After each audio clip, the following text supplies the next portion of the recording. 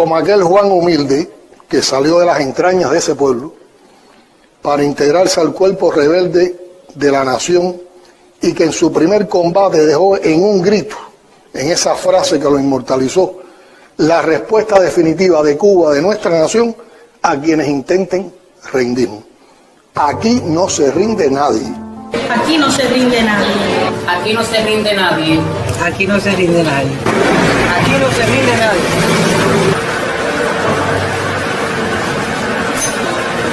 Aquí no se rinde nadie. Aquí no se rinde nadie. Aquí no se rinde nadie.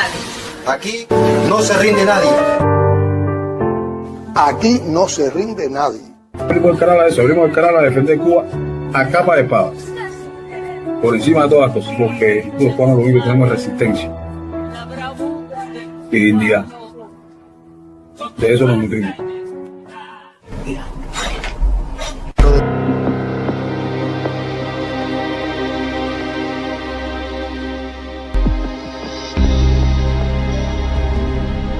Habían pasado más de 3 décadas desde el comienzo de las hostilidades y finalmente Cuba lograba su independencia. ¡Mentiroso! ¡Falso! ¡Mientes! Ese 20 de mayo de 1902 descendía la bandera estadounidense y se izaba en el Castillo del Morro y en el Palacio de los Capitanes Generales la bandera cubana. Nacía de esta forma la República de Cuba y tomaba posesión don Tomás Estrada Palma. Juro por Dios y prometo por mi honor desempeñar el cargo de presidente de la República de Cuba, para el que he sido electo, cumpliendo y haciendo cumplir la Constitución, dijo el primer presidente de la República.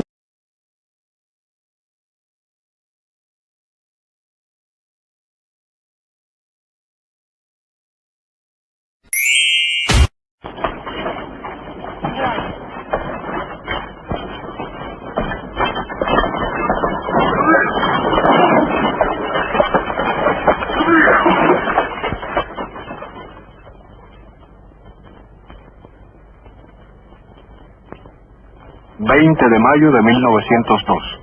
Después de 3 años y 4 meses de ocupación militar norteamericana...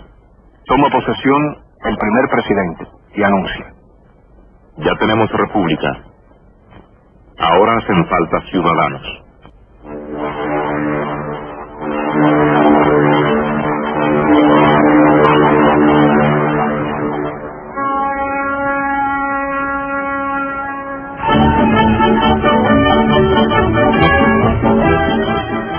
Ahí están. Desembarcan. Son los veteranos yanquis de la Guerra de Independencia cubana. Y vienen a pasear su bandera, participar en un desfile y recibir otra vez las gracias por los servicios prestados a la fundación de la República. Están repitiendo una costumbre que se inauguró con este desfile en 1898, después de la derrota de España. Así volverían 20 años más tarde, 30 años más tarde, y por último, cuando no pudieran regresar, el Ejército Nacional paseará sus banderas, realizará su desfile y les dará otra vez las gracias por los servicios prestados a la fundación de la República. Los preparativos de guerra habían comenzado mucho tiempo antes, desde 1823, con este temprano análisis imperialista. Cuba y Puerto Rico, por su posición local, son apéndices naturales del continente americano.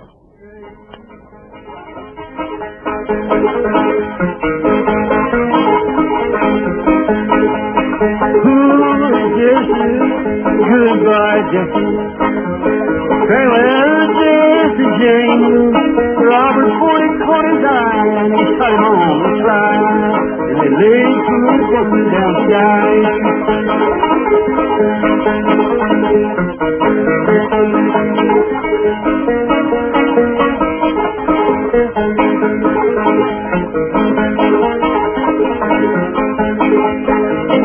Jesse leaves her wife, she's a moon all her life, and the children, they were brave. But that dirty little cow, he shot Mr. Howard and laid. Territorio a territorio, conquista a conquista, robo a robo, los Estados Unidos habían extendido su dominio por el norte del continente. Habían arribado a la fase imperialista de su desarrollo y necesitaban áreas de inversión para sus capitales sobrantes, fuentes de materias primas, mano de obra barata. Necesitaban una producción azucarera que les permitiera sustituir las importaciones que a muy alto precio se hacían de Europa. Cuba, Filipinas y Puerto Rico, junto con Hawái, podían abastecer hasta un 80% de esas necesidades. Necesitaban construir un canal que acercara sus costas del Atlántico y el Pacífico y uniera sus flotas de guerra en ambos océanos. Necesitaban controlar ese canal y el camino hacia él. Cuba, la llave del Golfo, estaba en el camino de la expansión del Imperio norteamericano. Los preparativos yanquis se aceleraron ante la impotencia española para detener la guerra cubana. Entonces envían un barco al puerto de La Habana, el acorazado Maine.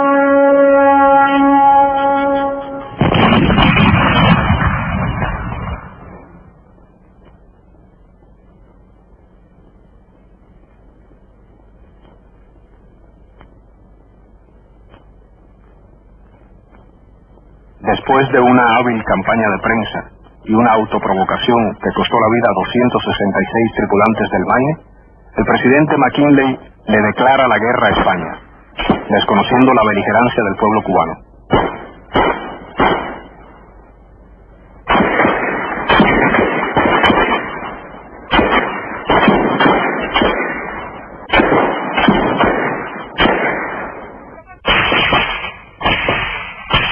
Intervinieron tarde, cuando más convenían sus intereses, y además bautizaron a su modo la guerra.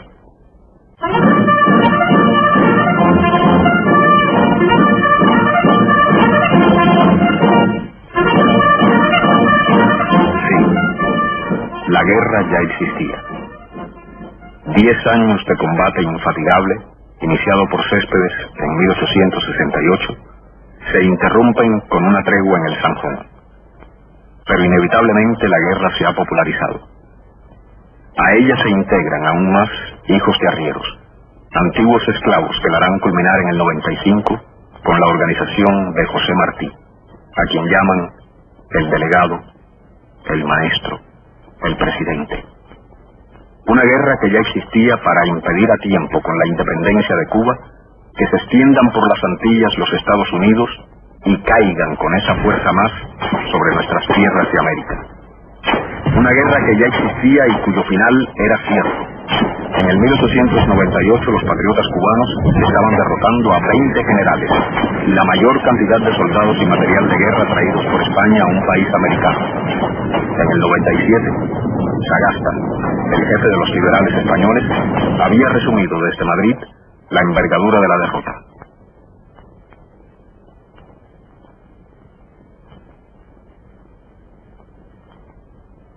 Este ejército que intervenía en la guerra cubana y que transportaba sus tropas atendiendo al color de su piel, estaba iniciando la primera guerra imperialista de la historia. Los intrépidos Rough Riders de Teddy Roosevelt, que necesitaron de la experiencia y el valor de Calixto García para hacer capitular a las exhaustas fuerzas españolas, fueron los primeros embajadores del imperialismo. De un imperialismo joven y voraz que cayó sobre un pequeño pueblo al que más de 4 siglos de explotación colonial española habían dejado 950.000 desocupados, 890.000 analfabetos y 140.000 criados, y solo 90.000 obreros industriales y artesanos y 290.000 campesinos, pescadores y mineros. Era un pueblo al que el colonialismo español había dejado 2 veces más policías que maestros, 3 veces más policías que médicos. Un pueblo que había desatado 3 guerras por su libertad en menos de 30 años. Don Tomás Estrada Palma, delegado del Partido Revolucionario Cubano tras la muerte de Martí, liquida de un plumazo en diciembre del 98 ese partido creado para lograr, con los esfuerzos reunidos de todos los hombres de buena voluntad, la independencia absoluta de la isla de Cuba y fomentar y auxiliar la de Puerto Rico.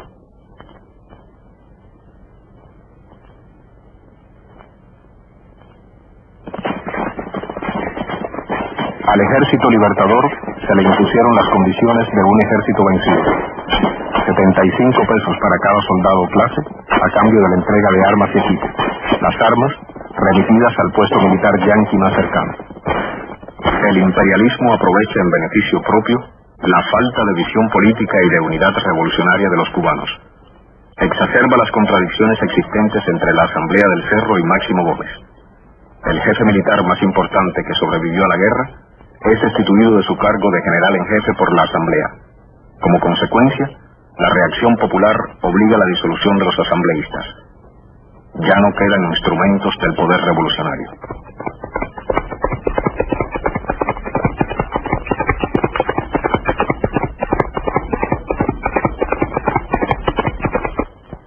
Finalmente, norteamericanos y españoles firman a puerta cerrada el protocolo de paz. Como antes ha ocurrido en la guerra con las ciudades tomadas, los cubanos no pueden entrar a esta sala. 1 de enero de 1899. La ocupación militar aceleraba la situación colonial de la isla. El general Wood rebaja los aranceles para los productos norteamericanos. El capital yanqui asalta la economía. Calixto García, presidiendo una delegación, pidió al presidente de los Estados Unidos una rebaja similar para los productos cubanos. Se le respondió que esa medida solo la podía aprobar el Congreso de la Nación. El presidente yanqui tenía más poder en Cuba, a través del gobierno interventor, que en los propios Estados Unidos. El asalto, en verdad, se había producido mucho antes. En 1883, un pionero de las inversiones imperialistas, Mr. Edwin Atkins, compra el Central Soledad. Mientras, en Estados Unidos se produce un hecho trascendental para la economía cubana. La industria refinadora de azúcar se convierte en trust, y el arancel McKinley erradica del mercado norteamericano los azúcares refinados de Cuba, protegiendo la importación de azúcares crudos. Resultado, la economía cubana acelera su proceso de deformación monoproductora que la mantendrá en el subdesarrollo.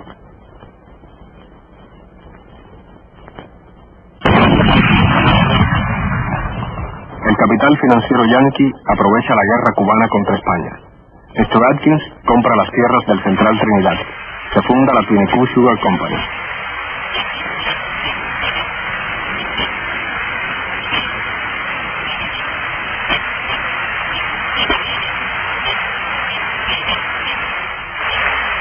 La ocupación militar revela su verdadero sentido. Los fusiles yanquis, los acorazados yanquis, los marines yanquis no son más que la punta de lanza del capital yanqui. Una filial de la American Tobacco Company establecida en Cuba llega a controlar el 90% de la exportación. El asalto a la minería, comenzado en la década anterior, culmina con el control del 80% de la explotación de minerales. La orden militar número 34 del gobierno de ocupación facilitó a la Cuban Central Railways Limited las tierras necesarias para la construcción del ferrocarril Santa Clara-San Luis. Era el camino de hierro para las grandes inversiones azucareras yanquis en Camagüey y Oriente. Otra orden militar, la número 62, facilitó a las compañías norteamericanas apoderarse de enormes extensiones de tierra en esas provincias. Contando con la subordinación total de la nueva burguesía azucarera, que no intentó jamás la defensa de la nación frente al imperialismo, los yanquis organizaron la neocolonia. Impusieron la circulación de la moneda norteamericana y los instrumentos que garantizarán el orden, la Guardia Rural y la Policía Urbana, en la que no se aceptaron negros ni mulatos para no herir la susceptibilidad de las tropas sureñas yanquis. Tercero, que el gobierno de Cuba consiente que los Estados Unidos ejerciten el derecho de intervenir para el mantenimiento de un gobierno adecuado, para la protección de vidas, propiedad y libertad individual, etc. Séptimo, que para poner en condiciones a los Estados Unidos de mantener la independencia de Cuba y proteger al pueblo, así como para su propia defensa, el gobierno de Cuba venderá o arrendará a los Estados Unidos las tierras necesarias para carboneras o estaciones navales, etc. La enmienda se convirtió finalmente en el apéndice constitucional de la República, después que las posiciones más revolucionarias fueron derrotadas en la Asamblea Constituyente. Allí, Juan Gualberto Gómez había advertido: Esto equivale a entregarles la llave de nuestra casa para que puedan entrar en ella a todas horas, cuando les venga el deseo, de día o de noche, con propósitos buenos o malos. El protestar no te vale, Liborio, aunque grites mucho. No te sirve ese serrucho contra los candados reales. La isla tiene que estar necesariamente ligada a los Estados Unidos por vínculos especiales de intimidad y fuerza, si es que ha de asegurar su perdurable bienestar. Presidente William McKinley. A Cuba se le ha dejado poca o ninguna independencia con la enmienda Platt. No puede hacer ciertos tratados sin nuestro consentimiento, ni pedir prestado más allá de ciertos límites. Creo que no hay un gobierno europeo que la considere por un momento como otra cosa sino lo que es una verdadera dependencia de los Estados Unidos. La isla se norteamericanizará gradualmente y a su debido tiempo contaremos con una de las más ricas y deseables posesiones que hay en el mundo. General Leonardo Wood, gobernador militar. La República Cubana ha empezado bien, adoptando como máquina oficial a Remington. Compran en Harris Bros. Company, O'Reilly 108 y 110, Habana. Atención, patriotas cubanos. Cada cubano de corazón debe ostentar su bandera el 20 de mayo. Las vendemos a 20, 40 y 60 centavos. Harris Bros. Company, O'Reilly 108 y 110, Habana. Estrada Palma, Don Tomás.